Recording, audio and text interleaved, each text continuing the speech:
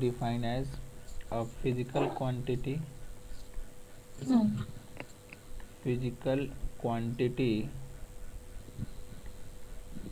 having both magnitude as well as direction is called vectors. उसको हम लोग क्या बोलते हैं, वेक्टर्स बोलते हैं, जिसके पास अच्छा साथ में एक चीज़ और लिखना होता है ना, direction and it's follow the vector law of addition, है ना, Log. Yes, yes. And follow the vector law of addition. तो वेक्टर लॉ ऑफ एडिशन को फॉलो करेगा, that is called the vector quantity. Hmm. So इसका example बता सकते हैं, vector का क्या क्या हो जाएगा। Um, फोर्स हो गया, velocity, हाँ, force, फोर्स हो गया, वेलोसिटी, velocity, ठीक है, फिर acceleration, acceleration, uh, momentum momentum, हाँ. और डाइपोल, डाइपोल मोमेंट Hmm. और Displacement हाँ वेरी गुड, और वो इलेक्ट्रिक फील्ड, हाँ बिल्कुल इलेक्ट्रिक ठीक है, फील्ड का जो इंटेंसिटी.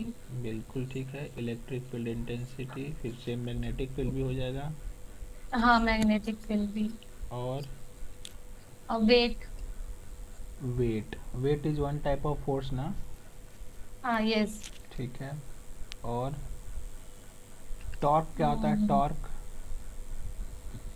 टॉर्क, टॉर्क भी हाँ, टॉर्क भी आता है वेक्टर में. हाँ टॉर्क भी है, और बताइए।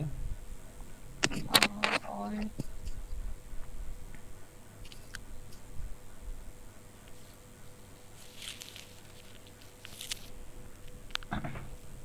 ठीक है, बाकी तो हाँ हाँ, ठीक है, इतना इतना ही है. काफ़ी, हाँ, हाँ. Etcetera is called the vector quantity, fine. हाँ. सो ये सारे के सारे हमारे पास क्या है, वेक्टर क्वांटिटी हो गया है ना, हम्म. ठीक है जी। तो एक चीज़ और देखना है हम लोगों को, क्या है जो वेक्टर होता है हमारे पास मैथ में, जो हम लोग पढ़ेंगे ना, वो होता है दो तरह हाँ का सर. वेक्टर होता है, एक तो अपने पास लोकलाइज वेक्टर और एक होता है फ्री वेक्टर। ओके. सो एक होता है अपने पास वेक्टर को हम बोल सकते हम्म. हैं, कैटेगरीज वाइज दो टाइप से डिवाइड करेंगे। एक हम्म. तो होगा अपने पास फ्री वेक्टर, हाँ. फ्री वेक्टर, फ्री वेक्टर, और होता है localise vector, L O hmm. C L A I S E D, localise vector. Hmm. So हम पहले अगर बात कर लेते हैं कि what is the free vector, है ना। हाँ. हाँ. So free vector what it is, so when we shift the vector anywhere parallelly, and when we shift the vector parallelly hmm. anywhere in a plane without changing, without changing its direction and magnitude, इसका direction and magnitude वो same रहेगा, then it is called the free vector. Free vector. मतलब मान लीजिए हमारे पास कोई vector ऐसे है, वेक्टर ए, तो इस ए हाँ. वाले वेक्टर को हम इस प्लेन में कहीं भी लिख सकते हैं, हम मतलब इसका सेम टाइप का वेक्टर यहाँ मान लीजिए बना दें या कहीं हम्म. और बना दें। हाँ ये बात ध्यान रखना है कि ये इसी के पैरेलल होना चाहिए, पैरेलल. हाँ, हाँ. और मैग्नीट्यूड भी सेम होना चाहिए, ये दोनों चीज़ चेंज नहीं होना हम्म. चाहिए, हम्म. ठीक है ना, that is the free vector. हाँ सर. एंड एक होता है लोकलाइज वेक्टर, द हाँ. Vector, vector that can not be shifted, एक मिनट,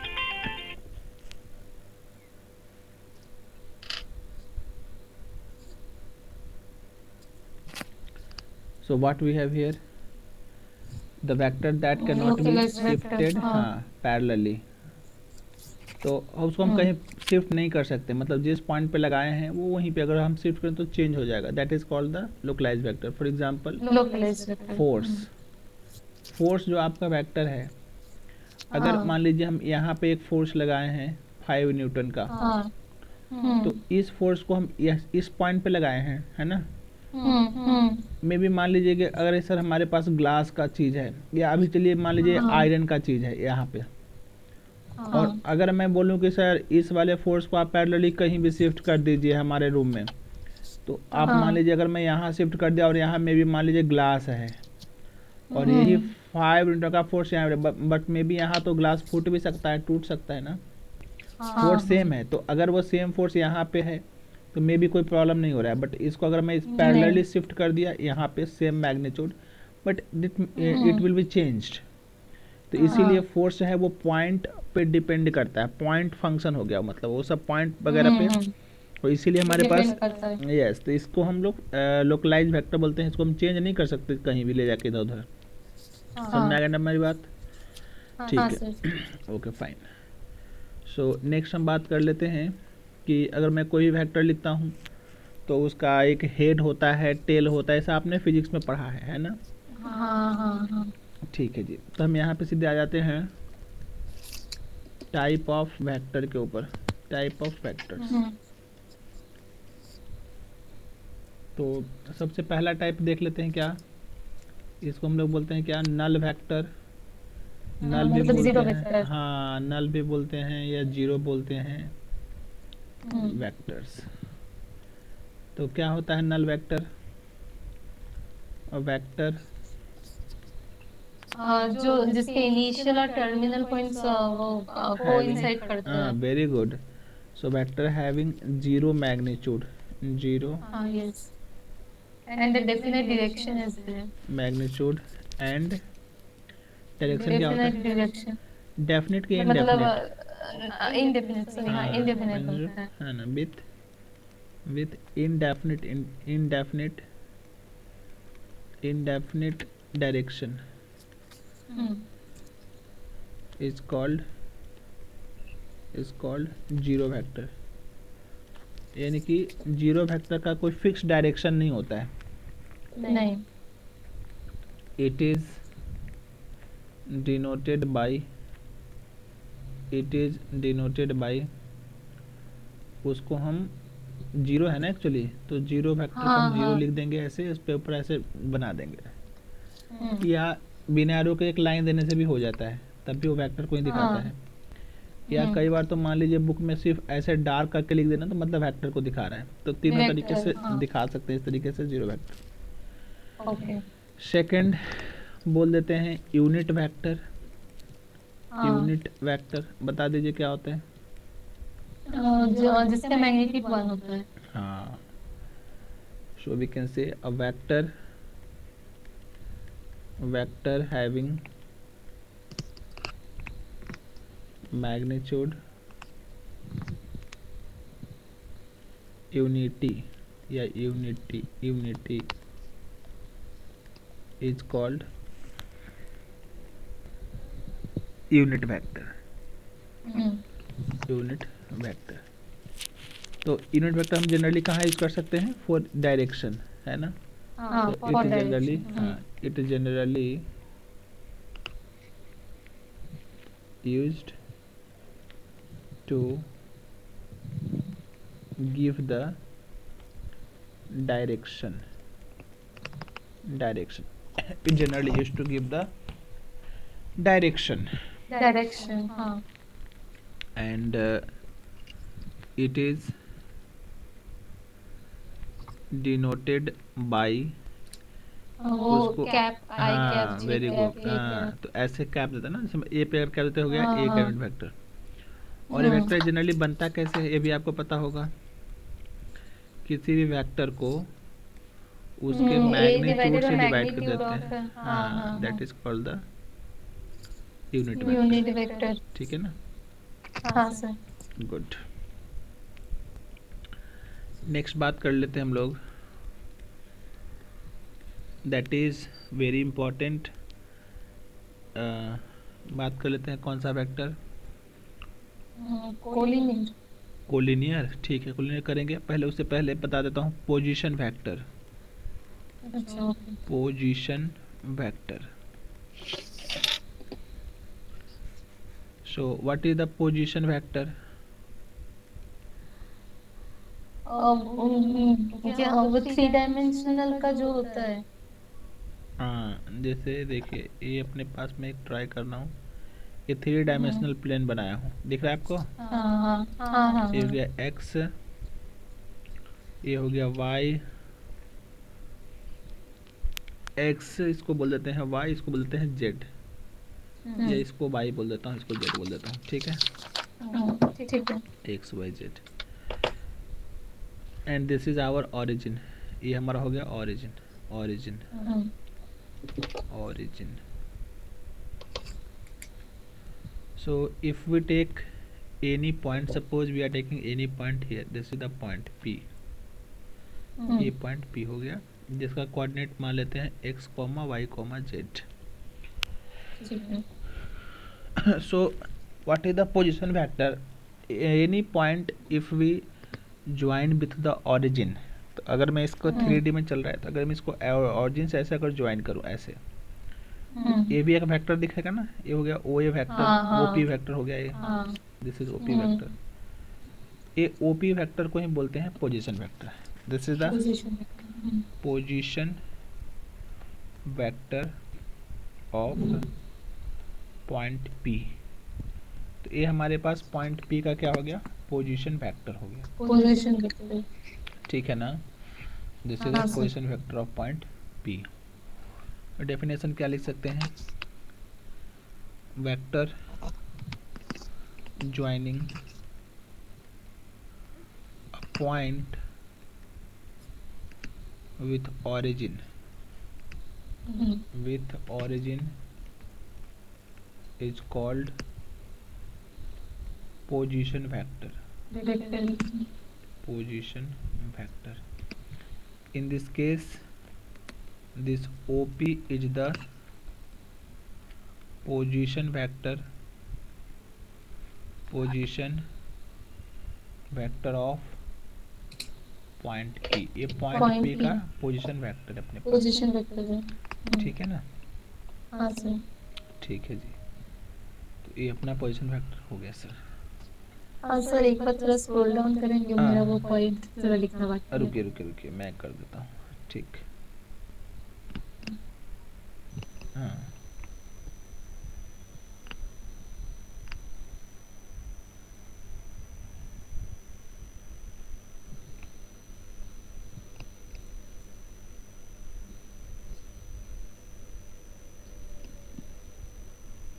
हाँ सर, हो गया ना, good.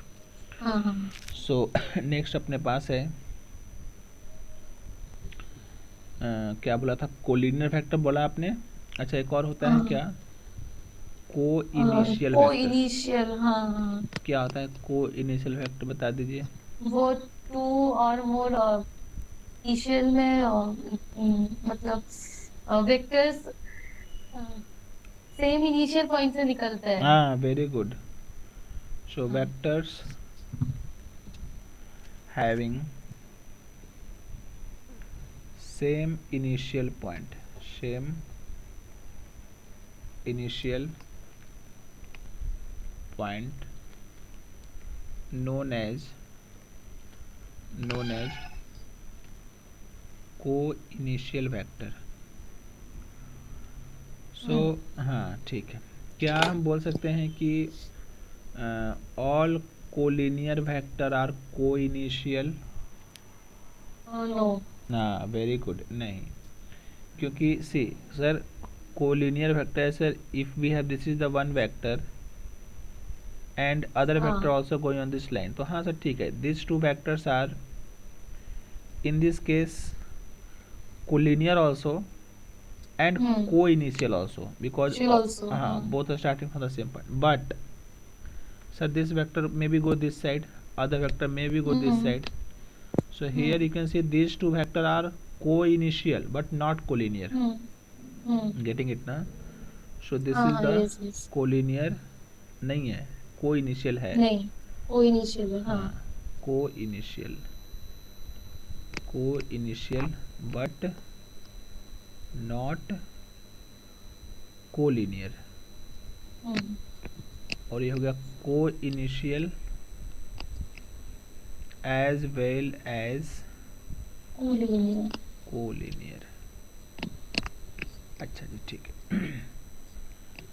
Next, parallel vector. Collinear भी था। हाँ, वेरी गुड। सो कोलिनियर वेक्टर बोल दें, पैरेलल वेक्टर बोल दें, हम्म। सेम ही चीज़ है ना? हाँ हाँ कैन हाँ। बी से कि all parallel vector are collinear, is it true? Yes. हाँ, वेरी गुड, ठीक बोली यस, हो, सही क्योंकि है। क्यों इरिस्पेक्टिव ऑफ देयर मैग्नीट्यूड्स और डायरेक्शन रहता है। हाँ, जैसे देखिए, अगर सर मान लीजिए अपने पास ए कोई वेक्टर ए हो गया, ठीक है, हाँ। And suppose I am just changing the different colour. हाँ, सपोज ए हमारे पास इधर वेक्टर बी हो गया, हम्म। तो ठीक है, यहाँ तो सर अपने पास कैसा दिख रहा है, साफ साफ कोलिनियर दिख रहा है सर। हाँ हाँ। कोलिनियर है, कोलिनियर है तो इसको हम पैरेलल ही बोल सकते हैं, both are parallel also, same line में चल रहा है। हम्म। हाँ। कोलिनियर भी है, पैरेलल भी है, ठीक है। हम्म। अच्छा जी, मान लीजिए आपका वेक्टर बी यहाँ पे ऐसे चल रहा है, ठीक है, ठीक है। एंड वेक्टर ए मैं यहाँ बना दिया इस तरीके से। अब बताइए, क्या एक कोलिनियर है? हाँ कोलिनियर है ना? हाँ। कैसे? ये तो दोनों अलग अलग लाइन में है, एक लाइन में तो नहीं है। बट पैरेलल है। हाँ, पैरेलल है। और सर आपने पढ़ाया कि we can shift the vector anywhere parallelly. तो अगर मान हाँ लीजिए हाँ। ये यस। वेक्टर बी था, इसको मैं चाहूँ तो उठा करके इसको ऊपर इधर में ए रख सकता, यहाँ पे मैं बी रख सकता हूँ, हम्म। बिकॉज मैथ्स में तो सर पैरेलली वेक्टर कहीं भी रख सकते हैं, है ना? अच्छा, तो एक ध्यान में रखना होगा इम्पॉर्टेंट पॉइंट, काफ़ी इम्पॉर्टेंट पॉइंट है ये जो भी लिखा रहा हूँ, नोट करके। सो व्हेन, सर आपका स्क्रीन ऑफ हो गया है। ऑफ हो गया ना? रुकिए, हाँ ऑफ क्यों हो गया भाई, जस्ट मिनट। हाँ, अब ठीक है। अभी दिख रहा है क्या? हाँ हाँ, दिख रहा है। ओ, नेट इशू का मतलब था, ठीक है। सो ठीक है sir. When two vectors are collinear और पैरेलल, कोलिनियर और पैरेलल, देन क्या हो जाएगा? Then any one vector we can write as the lambda multiple of other, यानी कि ये कांस्टेंट से मल्टीप्लाई करके हम दूसरे वेक्टर को देख सकते हैं। यानी कि जब भी दो वेक्टर पैरेलल होता है ना, तो डायरेक्शन तो सेम ही होगा, हाँ। चेंज होगा सिर्फ magnitude. Hmm. And for magnitude को कंट्रोल करने के लिए we can multiply the lambda. So lambda will take care of magnitude, तो लेमडा से हमारा मैग्नीट्यूड का टेक केयर हो जाएगा, ओके। ठीक है ना? हाँ सर। तो इसलिए याद रखना है कि जब भी दो वेक्टर अपने पास पैरेलल होगा सर, तो अपने पास उसका लेमडा के टाइम से मल्टीप्लाई हो जाएगा। चलिए एक और पॉइंट साथ में इसे दिखाई ठीक देता है। हूँ। सपोज अपने पास एक वेक्टर था अपने यहाँ A, and we have another vector suppose to be B. Let कर लेते हैं sir, vector A is equal to A1 I cap plus A2 J cap plus A3 K cap. Vector B we have B1 I cap, B2 J cap, B3 K cap, ठीक है जी। अब आपने बोला sir दोनों vector अगर parallel है, if we are telling that vector A is parallel to vector B, इसका मतलब क्या है कि हम लिख सकते हैं vector A is equal to lambda times vector B, है ना जी? हाँ यस। हाँ। ओके, इसका मतलब क्या हो गया? So we have vector A as A1 into I cap plus A2 into J cap plus A2 into J A3 cap, into K cap equal to K lambda cap। Times B1 into I cap B1 plus हाँ plus B2 J B2 J cap cap plus plus B3 K cap. B3 K cap. अब आपको एक चीज़ पता होगा कि equal vector क्या होता है, what is the equal vector? अगर सेम मैग्नीट्यूड और डायरेक्शन होगा, very good. But position of the initial points उतना मैटर नहीं करने वाला है। हाँ हाँ ठीक है, equal vector. So if two vectors having same magnitude direction as well as direction ध्यान दीजिए, अगर मैं मान लीजिए बोलता हूँ कि एक दो वेक्टर अपने पास अच्छा, अगर डायरेक्ट यही देता हूँ कि अगर दो वेक्टर इक्वल होता है ना, then their हाँ all I component, J component and K component must be same. हाँ So yes for two equal vector, their I, J and K component will be same. Component will be same, उसका component भी same होगा, है ना। अब यहाँ पे मैंने बोला कि ये जो वेक्टर ए और बी सेम है, मतलब दोनों का आई जे का कंपोनेंट सेम होगा। तो here what is the meaning of that? Here I J and के corresponding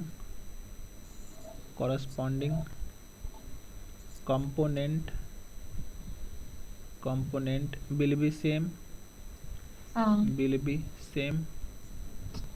तो आप देख लीजिए, इधर में आई का कंपोनेंट a1 है और इस साइड में आई का कंपोनेंट v1 इंटू लेमडा है। तो यहाँ से can be right a1 by b1 जो होगा वो हमारा लेमडा हो जाएगा। लैम्डा होगा हाँ। ओके। सिमिलरली अगर मैं जे कंपोनेंट को इक्वेट करूँ तो हो जाएगा a2 equal to lambda times b2 और a2 by b2 equal to यहाँ लेमडा हो जाएगा। Similarly, next a3 equal to lambda into b3। So here we can write a3 by b3 जो है वो lambda के इक्वल हो जाएगा। अब सब तो lambda का ही इक्वल है, मतलब इसको हम आपस में इक्वल बोल सकते हैं, यानी कि a1 by b1 is equal to a2 by b2 A2 by B2 equal to a3 by b3। A3 by B3। तो ये तो एक इम्पॉर्टेंट कंडीशन आ गया फॉर पैरेलल वेक्टर। तो this is the very very important condition for parallel vectors. हाँ, to parallel बोल लीजिए या कोलिनियर बोल लीजिए, कोलिनियर वेक्टर्स, है ना। तो इसको हम लोग को याद रखना है कि जब भी दो वेक्टर पैरेलल होता है तो अपने पास क्या हो जाएगा, उसका इस तरह से रेशियो सेम हो जाता है। कोई दिक्कत नहीं? नहीं सर। ठीक है, तो ये भी हो गया हमारे पास। तो अभी थोड़ा सा हम बात कर लेते हैं direction cosine and direction ratio के बारे में। Do you know what is the direction cosine and direction ratio? Sir direction cosine वो कोसाइन का values cos alpha cos beta cos gamma का वेक्टर आर डिनोट होता है, वही वाला। गुड। तो बता दीजिए कि ये अल्फा बीटा ये सब क्या है? हाँ कॉस अल्फा का होता है एक्स बाय आर, बीटा का होता है वाई बाय आर और गामा का जेड बाय आर। ये अल्फा बीटा है क्या? एंगल्स है हाँ वेरी कोसाइन गुड। वैल्यूज का। हाँ मतलब angle with X axis Y axis and Z axis. हाँ यस। तो ठीक है, नेक्स्ट टॉपिक डिस्कस कर लेते हैं, direction cosine and direction ratio. Direction cosine and direction ratio, ठीक है। तो सपोज इफ़ वी हैव, ऐसे तो इसका ज़्यादा ज़रूरत हम लोग को पड़ता है 3D चैप्टर जो पढ़ेंगे ना उसमें आएगा 3D ज़्यादा। ज्योमेट्री। हाँ, ओके। फिर भी देख लेते हैं एक बार। तो ये देखिए हमारे पास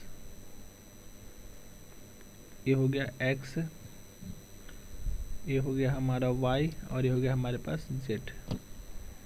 सो if we take any line, suppose this is the line, ये मैंने एक लाइन बना दिया इस तरीके से, यहाँ पे पॉइंट P ले लिया, हैविंग पोजीशन वेक्टर मान लेते हैं r। जनरली हम लोग मैथ्स में r का मतलब क्या होगा, जैसे कोऑर्डिनेट ज्योमेट्री में हम जनरल पॉइंट को क्या मानते हैं, x, y मानते थे ना। हाँ हाँ हाँ। तो यहाँ पे x, y, z को हम लोग जनरलाइज फॉर्म में r लिख देंगे वेक्टर की तरह से। वेक्टर। मतलब वेक्टर r का मतलब होता है x i plus y j plus z k। Plus J K. और ये भी आपको पता है कि i j k क्या है, i comma x j y. Comma k हाँ वो आर द एक्स का कंपोनेंट है, जे का यूनिट कंपोनेंट वेक्टर, और के यूनिट वेक्टर्स। हाँ। Unit vectors along i j k x y z, है ना। Unit hmm. Vector along x y and z axis, x y and z axis, z axis। so X Y Z के अपने पास these are the unit vector along X Y Z. मतलब ये x है तो इसके अलोंग यूनिट वेक्टर आई लेते हैं हम लोग, ये वाई है इसके अलोंग हम लोग जे लेते हैं, और जेड के अलोंग के लेते हैं, है ना। ये बात जानते हैं आप। हाँ। तो देखिए डायरेक्शन कोसाइन क्या होता है, ये जो लाइन हमारा ओपी बना, ये एक्स के साथ एंगल बनाया हुआ कुछ, इस एंगल को अल्फा बोल रहे हैं। फिर कुछ एंगल ये वाई के साथ बनाया होगा, इस वाले एंगल को बीटा बोल रहे हैं। और जो एंगल है जेड के साथ बनाया है ये एंगल, इसको मान लीजिए हम गामा बोल गामा देते बोलते हैं। हैं, है ना। So angle made by a vector, और लाइन जो मर्जी बोल सकते हैं, line with x Y z, with x y and z axis, let us say alpha, beta and gamma, alpha, beta and gamma। then cos alpha, cos beta and cos gamma are known as direction cosine. इसी को हम लोग बोलते हैं क्या, direction cosine, है ना। Direction cosine हो गया। दिस कॉस अल्फा को हम लोग एल से भी डिनोट करते हैं, कॉस बीटा को हम लोग एम से डिनोट करते हैं, एंड कॉस गामा को हम लोग एन से डिनोट करते हैं, L m N.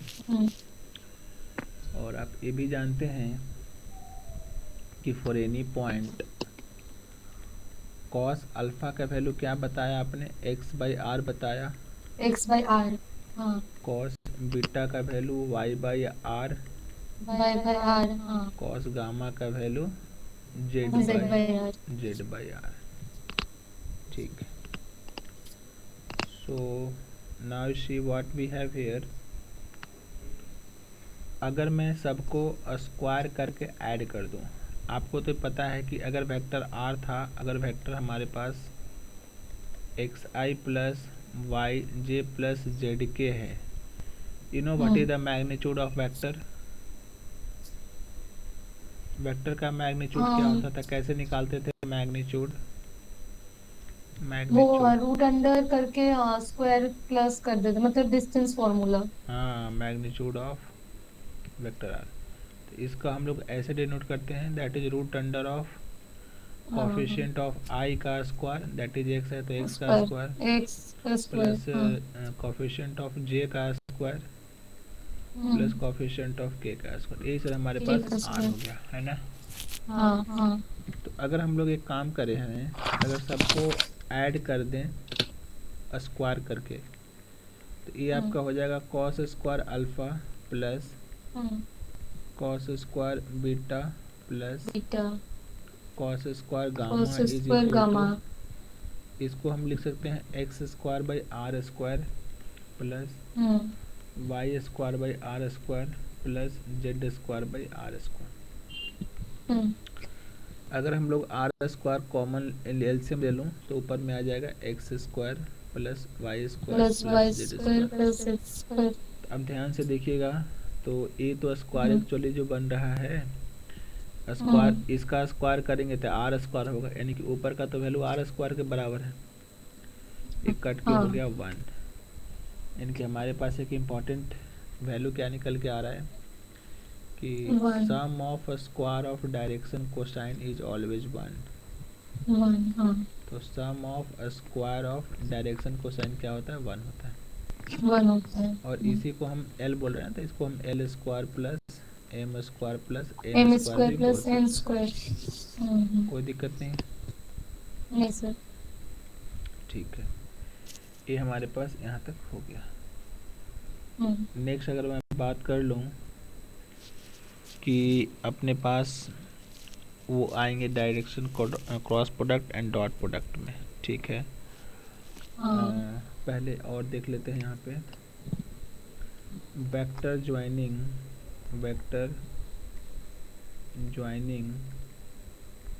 Given 2 points.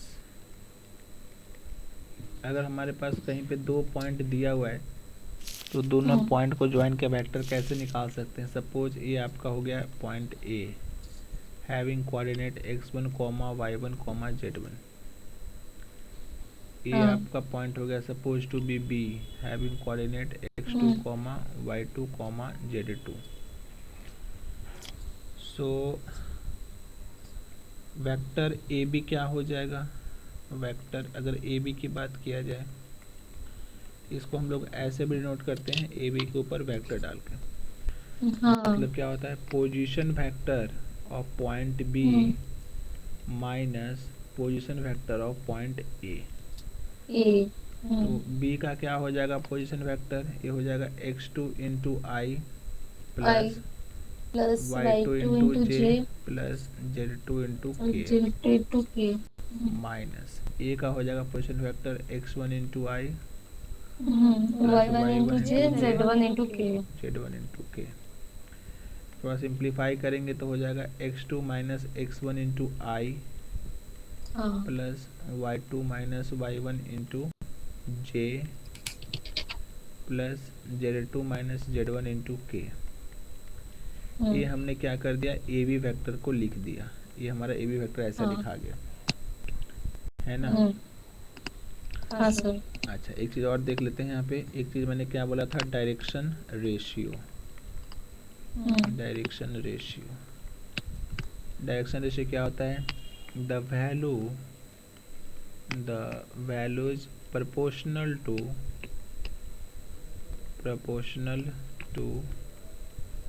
Direction cosine are known as, होता है बी सी से। हाँ वेरी गुड, उसी को हम लोग डायरेक्शन रेशियो बोलते हैं। So it is denoted by ABC, it is denoted by A, B and C. So here actually क्या है कि A, B, C are the proportional to LMN। मतलब इसका जैसे L by A is equal to आपका M by B is equal to N by C, ये सब आपस में सेम होगा। मान लेते हैं वैल्यू k के बराबर है, ठीक है। तो जरा सा आप बताइए, तो यहाँ से निकालिए इसका k का वैल्यू बताइए मुझे क्या होगा, ट्राई करिए फिर मैं बताता हूँ। अच्छा ठीक है।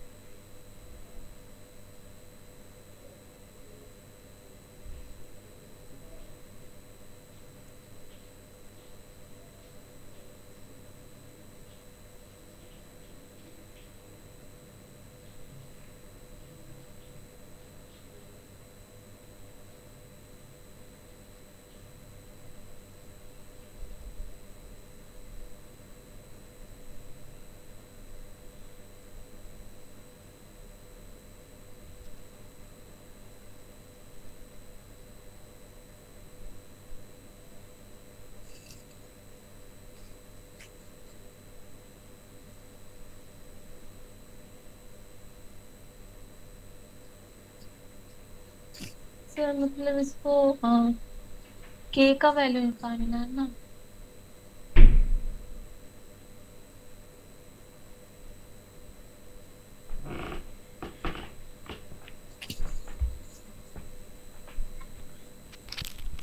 हाँ, तो निकाल पाए क्या? नहीं सर। देखिए, हाँ यहाँ से अगर मैं बोल दूँ तो ये दोनों वैल्यू के बराबर है, तो क्या हम हम्म, लोग L इज इक्वल टू के इंटू ए लिख सकते हैं ना? हाँ। सिमिलरली लिख सकते और हैं M m is is equal equals to to k k b into b and n is equals to k c. के सी, बस ठीक है। फिर हम हाँ, लोग जानते हैं कि l square plus m square plus n square 1 होता है, 1 होता है हाँ। तो वो वैल्यू यूज करेंगे हम लोग। तो l square plus m square plus n square का वैल्यू 1 होता है। तो यहाँ पे हम एल का वैल्यू के है, तो के पुट कर देंगे, के का स्क्वायर हम्म, प्लस एम का वैल्यू के बी है, के बी का स्क्वायर प्लस के सी है, के सी का स्क्वायर 1 हो जाएगा। तो यहाँ से हमारा के स्क्वायर बाहर करेंगे तो हो जाएगा A square plus B square plus C square equal to 1 हो जाएगा। हाँ। और we can take as what, K square is equal to 1 divided by A A square square plus plus B B square square plus plus C C square. Square. और यहाँ से के का value क्या निकल के आ जाएगा, रूट अंडर अच्छा, ना, root under 1 by A square plus B square plus C square. Plus minus है ना, प्लस माइनस रूट अंडर हाँ, of plus minus. A square plus B square plus C square. तो अगर किसी भी क्वेश्चन में मान लीजिए अगर ए बी सी गिवन है तो we can find the value of l m n, है ना। तो एल का फाइनल वैल्यू क्या था, वो था के इंटू ए। अगर के का हाँ, वैल्यू यहाँ से हमने निकाल रखा, अगर मैं के का वैल्यू उधर पुट कर दूँ पुट हो जाएगा करेंगे। Plus minus a divided by root under of a square a plus B square square plus plus b c square square. Plus C square. Similarly m का वैल्यू हो जाएगा plus minus b divided by root under of a square a plus square b plus B square square plus C square. Plus C square. And n का value हो जाएगा plus minus c divided by root under of a square plus B square plus C square. C square. तो इस तरीके से if we have the direction ratio given then we can find the direction cosine value. कोई okay. दिक्कत नहीं। नहीं नहीं नहीं। हाँ, तो नेक्स्ट देख लेते हैं हम लोग कि डायरेक्शन कोसाइन भी सीख लिया, डायरेक्शन रेशियो भी हमारा हो गया, है ना। हम्म। सही, बस स्क्रॉल डाउन करेंगे, मुझे सिर्फ एक पार्ट हाँ, लिख लिखना लीजिए लिख बाकी लीजिए है। लिख लीजिए लिख लीजिए इसको।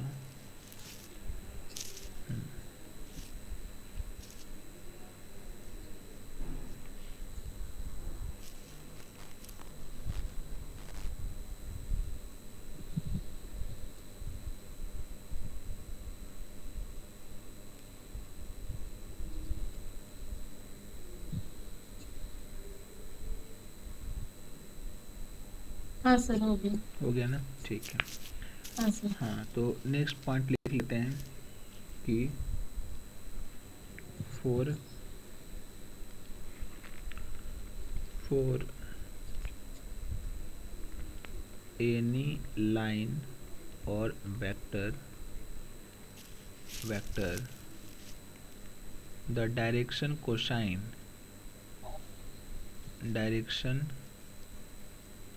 Cosine is unique value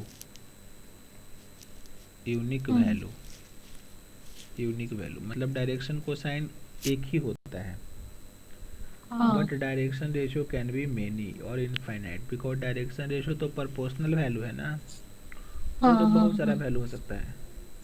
but hmm direction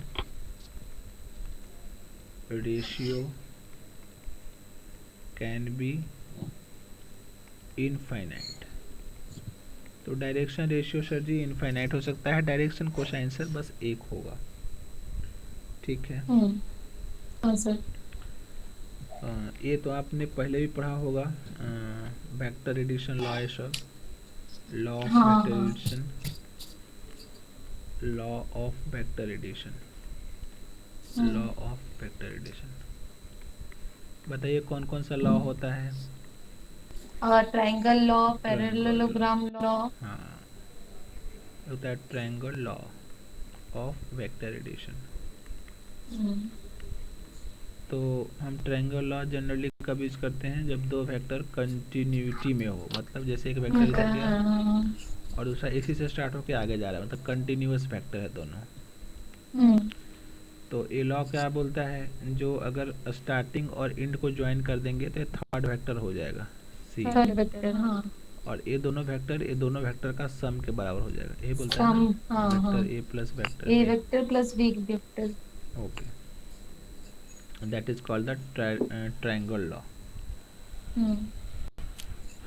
second अपने पास है क्या, parallelogram law. Parallelogram. Parallelogram law. So what we have the parallelogram law? That adjacent sides of a parallelogram हाँ, का जो डायगोनल होता है पैरेललोग्राम का, वही is represented as the third vector, मतलब वो sum of A plus B vector का होगा। Very good. तो जैसे वेक्टर ए था, तो मैं अगर यहाँ पे दूसरा वेक्टर ऐसे वेक्टर ए इसी का पैरेलल वेक्टर यहाँ लिख दूँ, ये हो गया वेक्टर ए, और वेक्टर बी ये वाला है, तो इसी के पैरेलल मैं वेक्टर इसी यहाँ बना दे रहा हूँ, वेक्टर बी, हाँ। तो this will form a parallelogram. और इस पैरेललोग्राम का ये जो डायगोनल फॉर्म होगा यहाँ से यहाँ, ये इसका असर दोनों का मैग्नीट्यूड हो जाएगा। तो कुल मिला के देखोगे तो ये तो वेक्टर सर वही वेक्टर ए प्लस वेक्टर बी आ जाएगा, बी आएगा। है ना। तो बहुत अच्छी बात है, ये हमने सीख लिया क्या, कि यहाँ भी अपने पास ये जो vector A plus vector b will be the larger diagonal of parallelogram, है ना, larger diagonal of parallelogram, parallelogram, parallelogram. ठीक है ना, कोई दिक्कत नहीं यहाँ पे। नहीं नहीं। ओके, सो आप एक बार यहाँ तक पढ़ाने के बाद 10.1 देख लीजिए पूरा, एंड 10.2, 10.2 भी आप कर सकते हैं, इसमें भी यही सब दिया हुआ है। तो एक बार आप 10.1 और 10.2 थोड़ा देखिए तो। हाँ हाँ। यूनिट वेक्टर सर तो एक बार आप थोड़ा स्क्रॉल डाउन करेंगे, वो ट्रायंगल लॉ का थोड़ा लिखना बाकी रह गया था। एक मिनट देख लीजिए, हाँ। हाँ हाँ हाँ।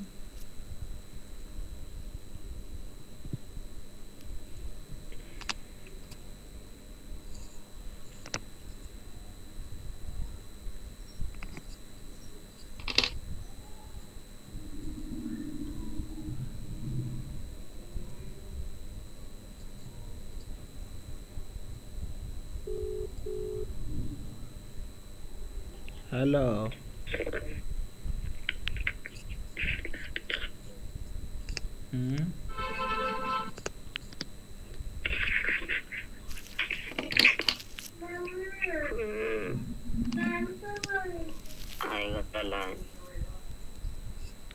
लाइन